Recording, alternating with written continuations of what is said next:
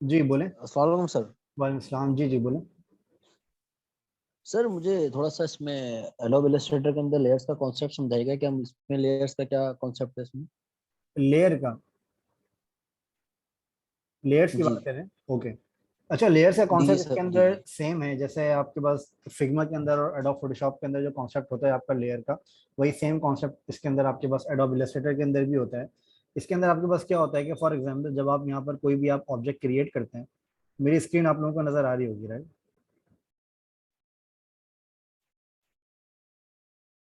अच्छा, जैसे आप इसके अंदर यहाँ पर अपने ऑब्जेक्ट्स मल्टीपल आप क्रिएट करते हैं, ठीक है, तो ये आपके हर ऑब्जेक्ट अपनी अपनी लेयर अपनी बना रहा होता है, ठीक है, लेकिन इसके अंदर जो आपकी लेयर्स बन रही होती हैं, वो आपकी वो आपकी जो लेयर्स होती हैं, वो लेयर्स आपकी इस एक फ्रेम के अंदर बन रही होती हैं, ठीक है। तो इसको आप यहाँ से ड्रॉप डाउन से आप ओपन करेंगे, तो इसके अंदर आपको अपनी ये सारी लेयर्स आपको यहाँ पर नजर आ जाएंगी। तो जो भी लेयर आप यहाँ पर सिलेक्ट करेंगे, वो लेयर आपको यहाँ पर नजर आ जाएगी, ठीक है। और यहीं से आप अपनी लेयर्स को आप अप एंड डाउन भी कर सकते हैं, ठीक है, ठीक है।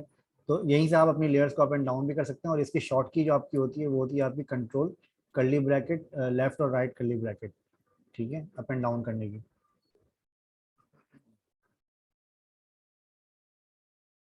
जी, और कोई क्वेश्चन इसके अलावा आपका?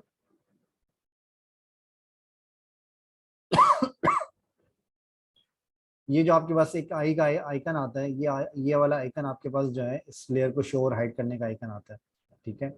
इसके अंदर आप मल्टीपल ग्रुप्स भी आप बना सकते हैं। फॉर एग्जांपल आप इन दो लेयर्स को आप एक ग्रुप में कर देते हैं, तो ये आपका एक ग्रुप भी आपके पास इन लेयर्स का आपके पास यहाँ पर आ जाता है, ठीक है। तो इस तरीके से आप किसी भी लेयर का आप ग्रुप बना लेते हैं, और यहाँ पे आप राइट साइड पे आप क्लिक करेंगे तो आपकी ये लेयर जो है वो सिलेक्टेड हो जाती है, ठीक है।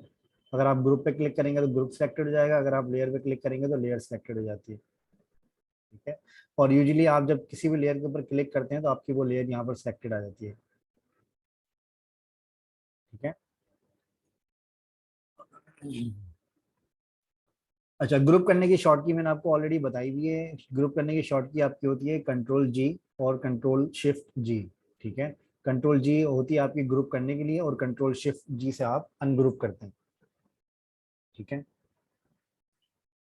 ओके। कोई क्वेश्चन इसके अंदर आपको?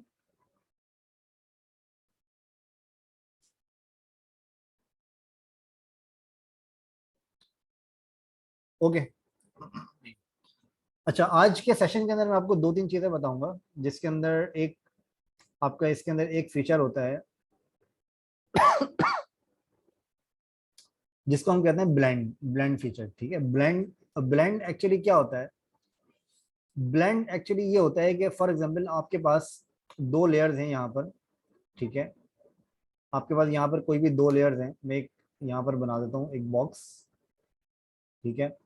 एक बॉक्स मैंने ये बनाया, और इस बॉक्स के अंदर मैंने यहाँ पर इस बॉक्स को एक कलर असाइन कर दिया, ठीक है। ये आपको एक कलर आपको नजर आ रहा है इस बॉक्स के अंदर। अच्छा, ये एक लेयर मैंने बनाई है यहाँ पे, और इस लेयर की एक कॉपी मैं यहाँ पर अब बना के, और इसका मैं कलर थोड़ा सा यहाँ पर मैं चेंज कर देता हूँ।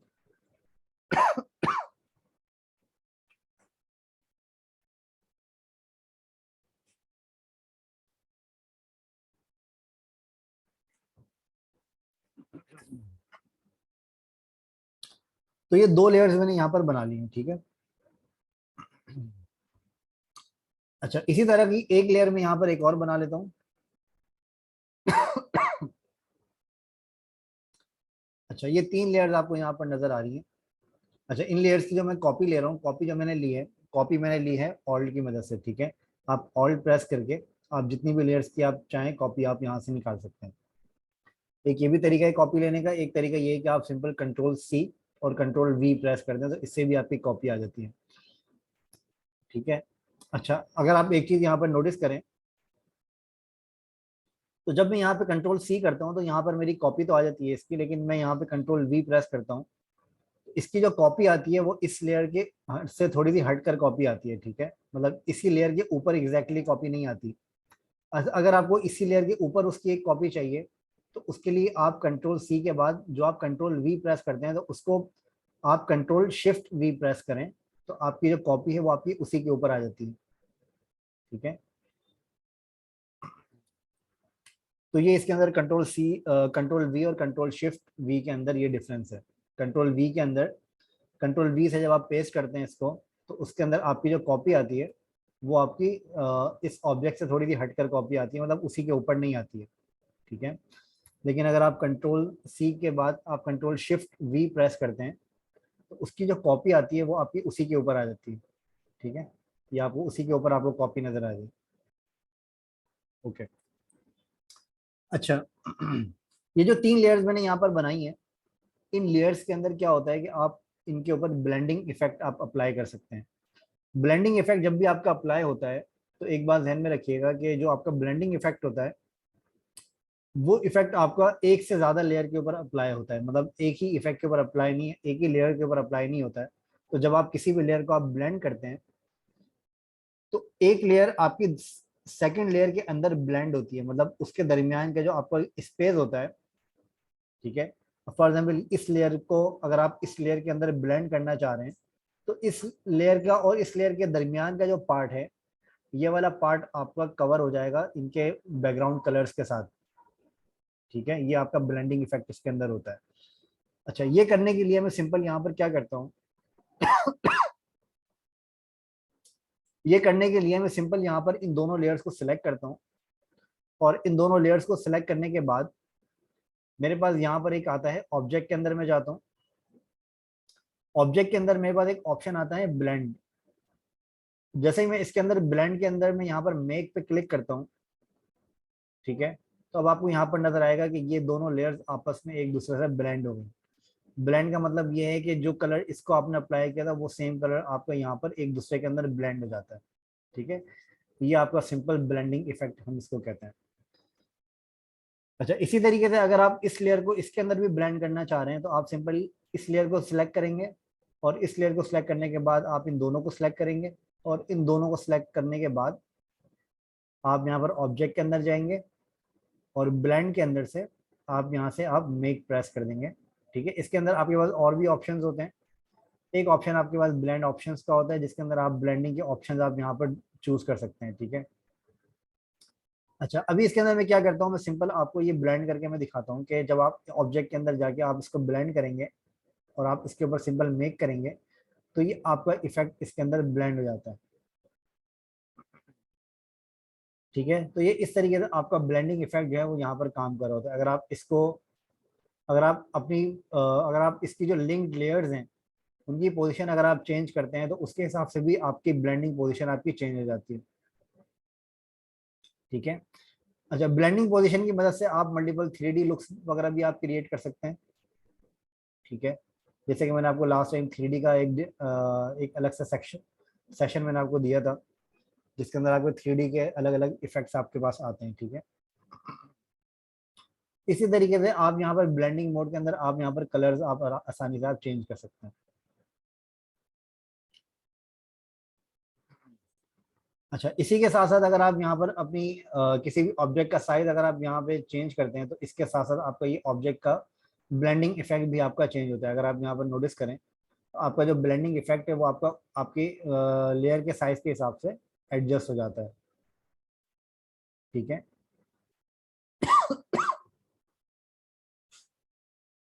तो इस तरीके से आप अपने ब्लेंडिंग इफेक्ट्स को आप यहाँ पे चेंज कर सकते हैं। ये समझ में आ गया? इसके अंदर कोई क्वेश्चन किसी को, आप में से किसी को कोई क्वेश्चन इसके अंदर?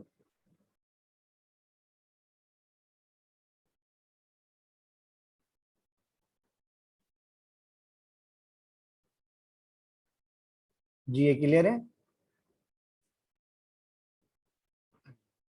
जी, मैं बताता हूँ मर्ज के बारे में। अच्छा, इसी के साथ साथ अगर आप यहाँ पर ब्लेंडिंग इफेक्ट के अंदर अगर आप यहाँ पर रेडियस अप्लाई करते हैं, तो रेडियस वगैरह भी आपके इसके अंदर ही चेंज होता है। ठीक है, अगर आप यहाँ पर नोटिस करेंगे तो आपका ये ब्लेंडिंग इफेक्ट यहाँ पे नीचे आपका रेडियस क्रिएट हो गया। अगर आप इसको पहले देखेंगे तो पहले आपका इफेक्ट जो है वो इस तरीके का था।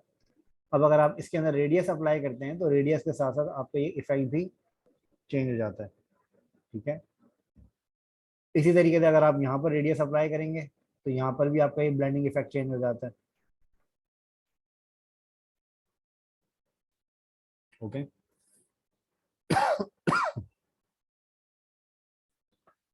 अच्छा, ये ब्लेंडिंग इफेक्ट के बारे में मैंने आपको बता दिया। अब इसके बाद मैं आपको बताता हूँ। अच्छा, ब्लेंडिंग इफेक्ट के अंदर हमारे पास काफी सारे ऑप्शंस होते हैं। एक फॉर एग्जांपल आपके पास एक यहाँ पर ऑप्शन होता है, ऑब्जेक्ट के अंदर आप जाते हैं तो ब्लेंड करने के बाद आप इसको रिलीज भी कर सकते हैं। तो जैसे ही आप इसको रिलीज करेंगे तो आपका ब्लेंडिंग इफेक्ट यहाँ से खत्म हो जाता है। ठीक है, रिलीज करने के बाद। ठीक है, तो ब्लेंडिंग इफेक्ट आपका यहाँ से खत्म हो गया। ठीक है, तो रिलीज करने के बाद आपका जो ब्लेंडिंग इफेक्ट है वो आपका खत्म हो जाता है। मतलब जिन शेप्स के अंदर आपने ब्लेंडिंग इफेक्ट अप्लाई किया है, अगर आप उन शेप्स के अंदर से अगर आप ब्लेंडिंग इफेक्ट को खत्म करना चाह रहे हैं तो उसके लिए आप ब्लेंड के अंदर आप यहाँ पे रिलीज भी इसको आप कर सकते हैं। ठीक है, तो अभी हमने ब्लेंडिंग इफेक्ट हमने खत्म कर दिया, लेकिन जब आप ब्लेंडिंग इफेक्ट इसके अप्लाई करते हैं तो फिर आप रिलीज भी आप इसको कर सकते हैं।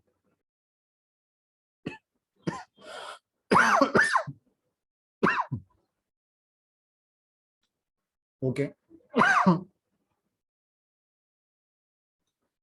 ठीक है। अच्छा, फिर इसके अंदर आपके पास कुछ और भी फिर इसके अलावा आपके पास यहाँ पर आपके पास कुछ और भी चीज़ें आपके पास यहाँ पर आती हैं। अच्छा, ब्लेंडिंग इफेक्ट के बारे में हमने देख लिया। अब ब्लेंडिंग इफेक्ट के बाद हमारे पास यहाँ पर कुछ और भी ऑप्शंस यहाँ पर हमारे पास आते हैं।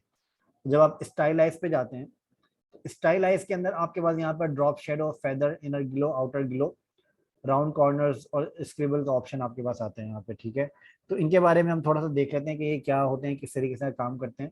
तो ड्रॉप शेडो वगैरह जो आपके यहाँ पर होते हैं वो हमने ऑलरेडी फोटोशॉप वगैरह के अंदर हमने पढ़ा था।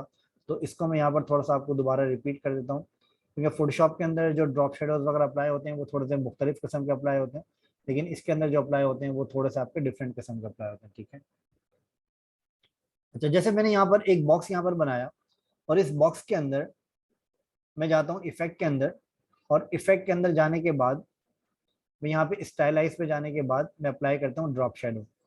अच्छा, जब मैं यहाँ पर ड्रॉप शेडो अप्लाई करूंगा तो आपको यहाँ पर एक शेडो आपको नजर आएगा इस लेयर के साथ। ठीक है, ये शेडो आपको यहाँ पर नजर आएगा। ठीक है, और इस शेडो के अंदर आपके पास यहाँ पर जब आप ड्रॉप शेडो की विंडो को आप देखते हैं यहाँ पे, तो यहाँ पे आपके पास कुछ ऑप्शंस आपके पास यहाँ पर आ रहे होते हैं। ठीक है, एक ऑप्शन आपके पास यहाँ पर आता है ओपेसिटी का, जिसके अंदर आप अपनी ड्रॉप शेडो की जो आपकी ट्रांसपेरेंसी है वो आप यहाँ से मेंटेन करते हैं। आप इसको कर दें 10। ठीक है, तो आपकी ड्रॉप शेडो की ट्रांसपेरेंसी है वो आपकी कम हो जाती है। अगर मैं इसको 100 कर देता हूँ तो आपको यहाँ पर ड्रॉप शेडो की ट्रांसपेरेंसी आपको नजर आ जाएगी। ठीक है, इसी तरीके से ड्रॉप शेडो की पोजीशन आपके पास यहाँ पर होती है। आप यहाँ पे ड्रॉप शेडो की पोजीशन को आप यहाँ से मॉडिफाई कर सकते हैं। ठीक है, ये आपकी एक्स एक्सिस होती है और ये आपकी वाई एक्सिस होती है। ठीक है, वाई एक्सिस के अंदर आप इसके वर्टिकली पोजीशंस को आप मैनेज करते हैं। फॉर एग्जांपल अगर मैं यहाँ पर इसको 100 कर देता हूँ तो इसकी पोजीशन ऊपर से लेके नीचे तक आ सकती है। ठीक है, इस तरीके से हम इसके ड्रॉप शेडो की पोजीशंस को यहाँ पर हम मैनेज करते हैं। ये आपकी माइनस में भी जा सकती है पोजीशंस। ठीक है, तो माइनस में पोजीशन जाएगी तो ये पोजीशन आपकी इन्वर्ट की तरफ जाएगी। ठीक है, अच्छा, इसी के साथ साथ इस जो ड्रॉप शेडो आपने अप्लाई किया है इसके अंदर आपका ये ब्लर इफेक्ट भी होता है। ये ब्लर इफेक्ट को आप यहाँ पर अप्लाई कर सकते हैं। ठीक है, अगर आपको ब्लर अप्लाई नहीं करना तो आप ब्लर को आप रिमूव भी कर सकते हैं। तो ये आपका बिल्कुल एक हार्ड आपका शेडो की शेप के अंदर ये आपका आ जाता है। ठीक है,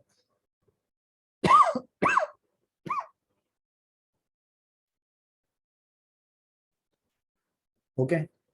अच्छा, फिर इसके अलावा आपके पास यहाँ पर ड्रॉप शेडो के कलर का ऑप्शन भी आता है। फॉर एग्जाम्पल आपको यहाँ पर ड्रॉप शेडो का कलर अगर आपको चेंज करना है तो वो भी आप यहाँ से चेंज कर सकते हैं। लेकिन कलर चेंज अभी क्यों नहीं हो रहा है, उसकी वजह ये है कि यहाँ पे एक ऑप्शन आपके पास आता है मोड का। मोड के अंदर क्या होता है कि जो आपके ब्लेंडिंग मोड हमने, अगर आपको याद हो, हमने फोटोशॉप के अंदर पढ़े थे कि ब्लेंडिंग मोड के अंदर आपका क्या होता है कि जो आपका कलर होता है वो आपका पीछे वाली लेयर के साथ ब्लेंड होता है। ठीक है, तो इसके अंदर हम यहाँ पे इसको नॉर्मल कर देते हैं। नॉर्मल करने के बाद मैं यहाँ पे इसका कलर चेंज करता हूँ। ठीक है, तो आप यहाँ पर देखेंगे आपको इसका कलर चेंज होकर नजर आएगा। अब आपको यहाँ पर रेड कलर नजर आ रहा है। ठीक है, आप इसका ब्लेंडिंग मोड भी आप चेंज कर सकते हैं।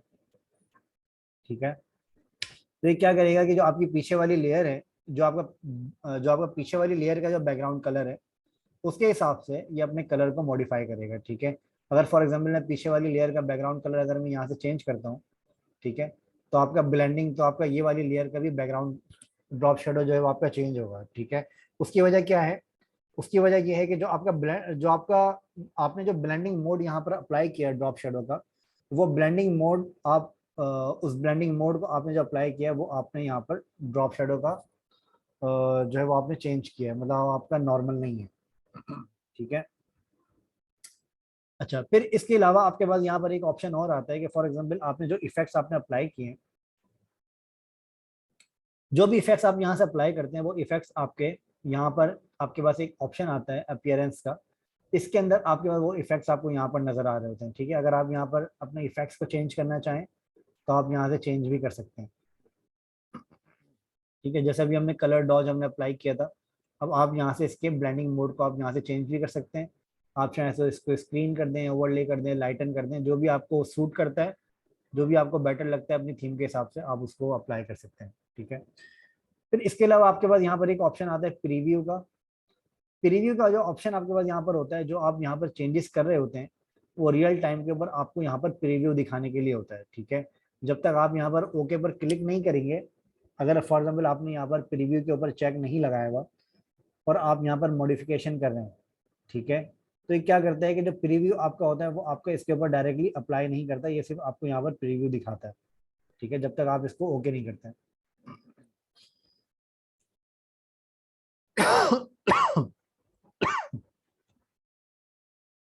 ओके।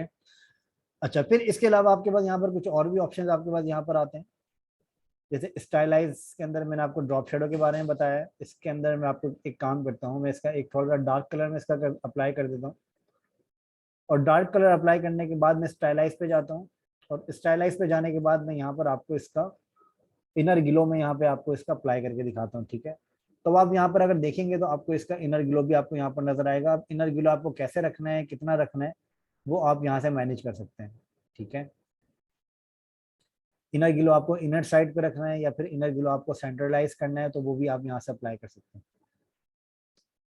ओके। ये आपका इनर ग्लो होता है।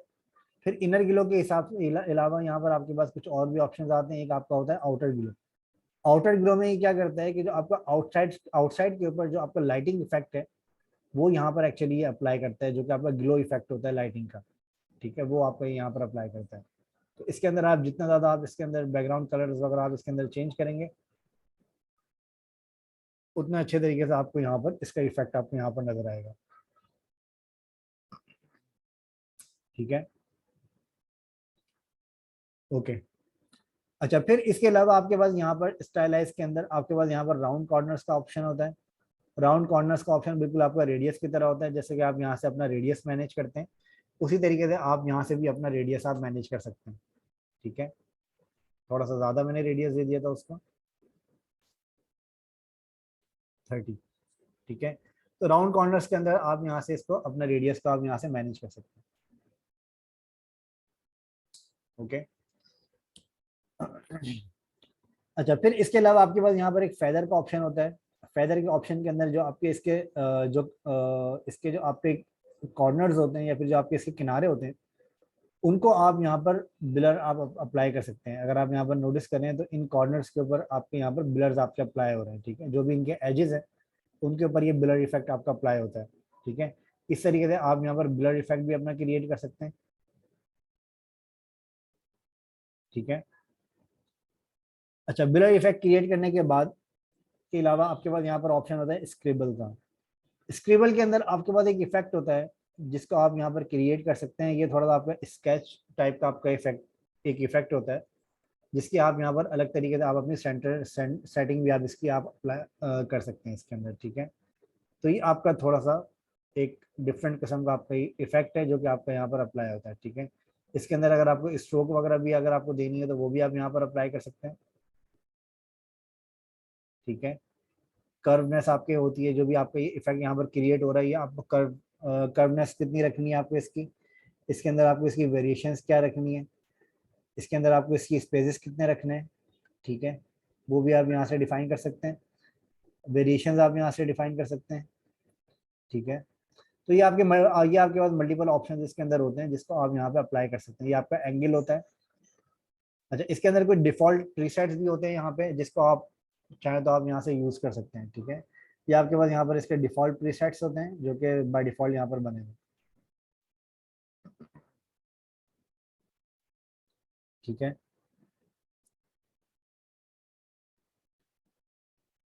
ओके, ठीक है। आप में से किसी का कोई क्वेश्चन इसके इसके अंदर?